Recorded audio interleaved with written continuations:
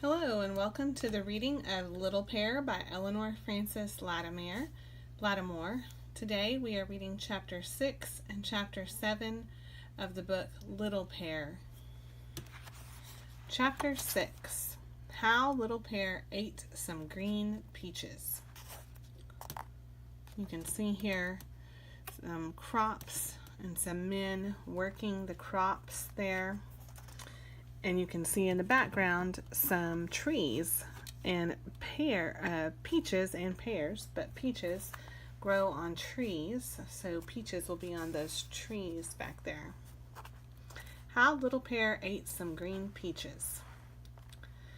It was a warm spring day. The peach trees along the high road had bloomed, and now the trees were laden with small green peaches. The willows were pale green with their feathery new leaves.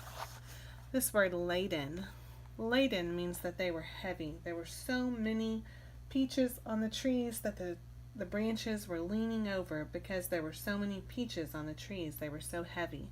They were laden with small green peaches. The willows were pale green with their feathery new leaves. In the fields, the farmers were working. Water was running swiftly through the ditches they had cut, crisscrossing the fields. The ditches were meant to water the onions, the beans, the cabbages, and all the other vegetables. That's much like the ditches in ancient Egypt that came off the Nile River. Yes.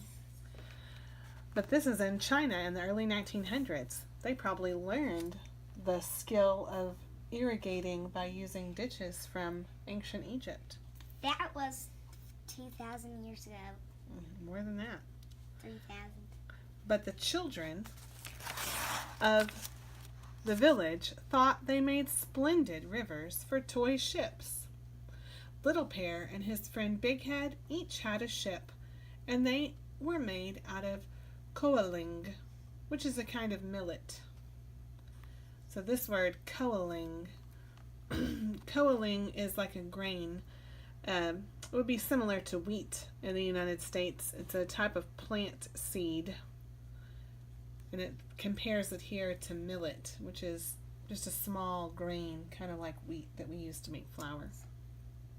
And they made boats out of that. I can't imagine how you make a boat out of seeds, but that's what they did. The outside of the stalks can be peeled off in strips. Oh, look, they're going to explain to us how they made boats out of that. The outside of the stalks of the coaling can be peeled off in strips. And with these strips and inside, Chinese children make all sorts of toys. Little Pear and Big Head were racing the ships that they had made, but they were sometimes interrupted by farmers. So, why were they interrupted by farmers? Would the farmers want them in their fields stepping on their plants? No. Go away, they would shout. Bad boys, you are trampling our vegetables. And then Big Head and Little Pear would move away very quickly to a part of the field that was farther off and start another race. Big Head, said Little Pear. Let's pretend that this ditch is the Yellow River. My ship is a junk with 3 sails, and I will race you to the next turn. My ship is a junk. Do you think he's calling his ship trash? No. No, a junk is a kind of Chinese boat that's flat on the bottom with tall back sides. So we call junk trash, but a junk is also the name of a Chinese ship. So he's saying my ship is a junk. It's the name of a type of Chinese ship. My ship has 7 sails, cried Big Head, and he put his piece of coaling in the ditch right beside Little Pear's. And the boats started off down the great Yellow River. The water carried the little boats along rapidly, and the 2 boys ran along the banks, calling out excitedly, Mine's ahead. No, mine. Mine is now.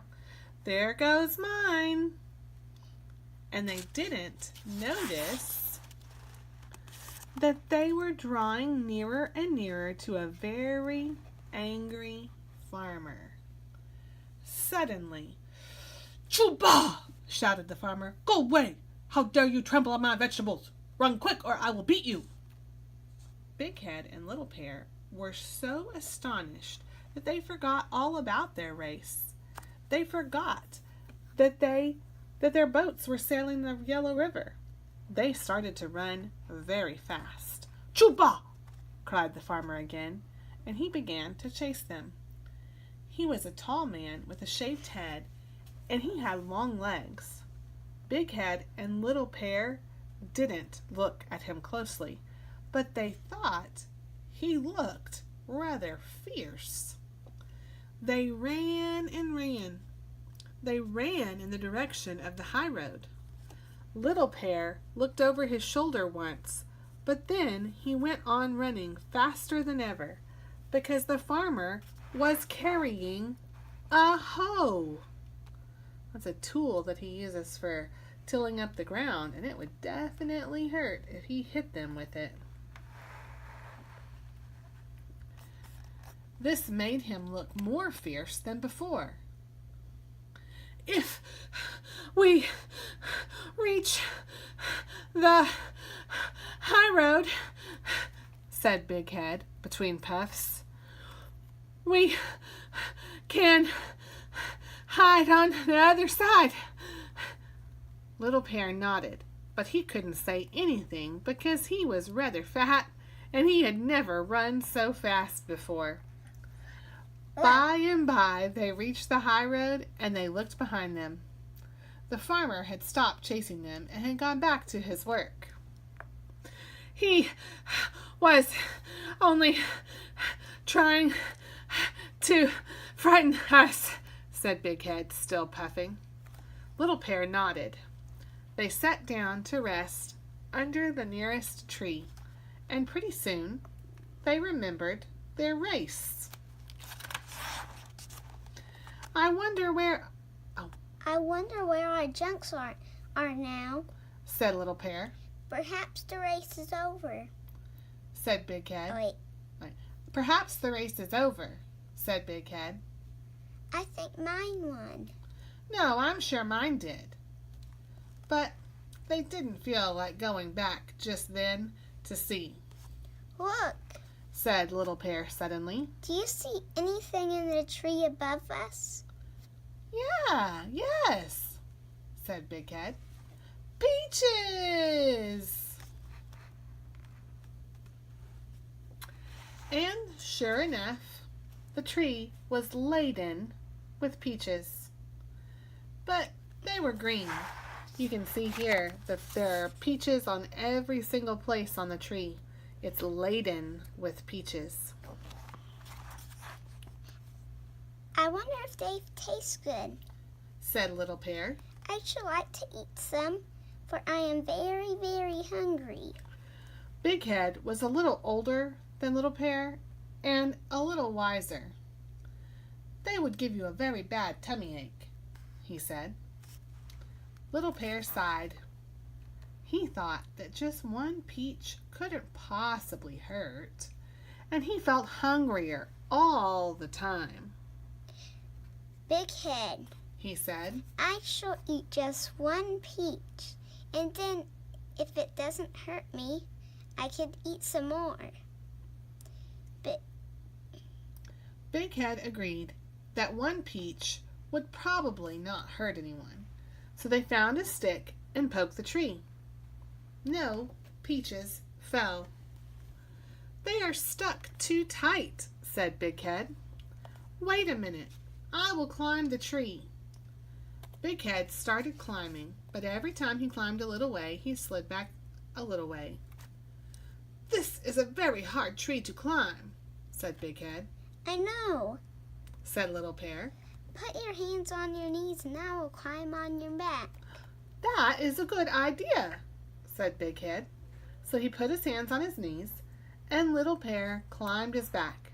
And just as Little Pear had gathered 3 peaches, Big Head fell down with Little Pear on top of him. There they are, with Big Head and his 3 ponytails leaned over and Little Pear climbing up on his back to get up to the trees to get the peaches. When they were right side up again, they collected the peaches. Big Head said that he didn't want any, not even one, and that Little Pear could have them all. But be careful, he said. If that first one hurts you, do not eat the others. So Little Pear ate the first one carefully, while Big Head watched him anxiously. Does it taste good? He asked. Yes, Replied Little Pear. and it doesn't make me feel bad at all. I don't think another one would hurt me. So he ate the second. Then he looked at the last one for a while, and it was so small. There you can see a picture of them falling down, and there's a caption that says, Big Head fell down with Little Pear on top of him. And it was so small that he finally ate that too. He and Big Head decided that perhaps green peaches were good for children. But later in the day, Little Pear's mother said to him, You don't look very well. And when he wouldn't eat his supper, which was steamed dumplings stuffed with cabbage with bean sauce, she said, This child must be ill. Then she put him to bed. All night long, Little Pear tossed and turned in his far corner of the wide, hard bed. In his sleep, he kept talking about fierce farmers and peaches, and the Yellow River and junks, and a hoe, and peaches, and he was very ill. Next morning, Big Head came to see him, looking rather worried. What happened? He asked. Little Pear shook his head sadly. Green peaches are not good for children, after all, he said. When Little Pear was well again, he and Big Head sailed their boats many more times in the ditches and had many more races. But neither of them ever ate green peaches again. Chapter 7. How the Canary Flew Away. Do you know what a canary is? no. A canary is a small yellow bird. And a lot of people keep canaries for pets. But I haven't read this chapter yet. So what do you predict? Do you think that canary is wild, or do you think that canary is going to be a pet? What do you predict? To be a pet. Rowan predicts that the canary in this chapter is going to be a pet. Let's read and see if that prediction is confirmed or denied.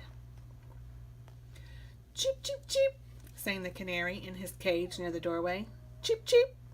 And he jumped from his perch to swing back and again. Little Pear looked up at the bird from his seat on the doorstep. I wish I knew what it is you're saying, he said. Cheep, cheep, replied the bird, cocking his head to one side and looking down inquiringly at Little Pear. So we know that he has a perch, but we don't know if it's a perch that the people gave him or if it's something natural like a tree branch or something close by. We know that Little Pear can see it from the doorway. Does it seem like Little Pear is looking into the house where a pet would be, or does it seem like Little Pear is looking out of the house where a wild bird would be? He is looking out the house. So it seems like since he's looking outside, the perch might be a natural one and this might be a wild canary, but we'll have to keep reading to find out, because it hasn't told us exactly yet. He's talking to me, thought Little Pear. And he got up quickly and tugged a stool over to the cage. Oh, where is the canary? In a what? Cage. So is it a pet or is it a wild bird if it's in a cage? A pet. So Rowan's prediction was confirmed. This is a pet canary because it's kept in a cage. And climbed up on it so that he could see the bird better. What are you saying? He asked. Are you hungry? Why? There is your dish all filled with seeds and you haven't eaten them. Cheep, cheep, said the bird. Perhaps he is thirsty, thought Little Pear, and he looked in the other dish. But no, there was plenty of water there. There can be nothing the matter with you, foolish little bird, said Little Pear severely. You have food and you have water and you have a beautiful cage. But the canary said, "Cheep," this time, so sadly that Little Pear knew he wanted something. The sun was shining brightly, and it was nearly summer. The fields around the village were green with growing vegetables. Little Pear climbed down off the stool and stood in the doorway. He looked across the sunny courtyard and through the open gateway to the world outside. From where he stood, he could see the green fields, and far away beyond them the row of green willow trees by the river. The world seemed very wide and very beautiful. High up in the sky were some small white clouds sailing lazily along. Some pigeons flew by. "Cheep, cheep," said the bird. There's Little Pear. Now we can see that he's sitting in a doorway, and we can see that it's a bird cage he's looking at where the bird is perched. And as Little Pear watched them, he heard music. They were tame pigeons. Tame, what does tame mean? It means that they stay nearby, that they don't run away? Yes. Yeah, they were tame pigeons whose owners let them fly about. But first they had tied queer little reed whistles to their tails. So they have strange little whistles made from a plant tied to their tails. As the pigeons flew through the air, the wind played music on their whistles. What a good time the pigeons are having. Wait. Oh, wait. What a good time the pigeons are having, thought Little Pear. He watched them until they had flown out of sight behind a curved roof. Then he turned to look at the little bird in its cage. I know what you want to do, he said. You want to fly away? Cheep, cheep, cheep, cheep, cheep, said the canary excitedly. Oh no, what's Little Pear gonna do? He's going to let him out of the cage. Do you predict that's going to be good and good things are going to happen, or do you predict that's going to cause a problem? That's going to cause a problem.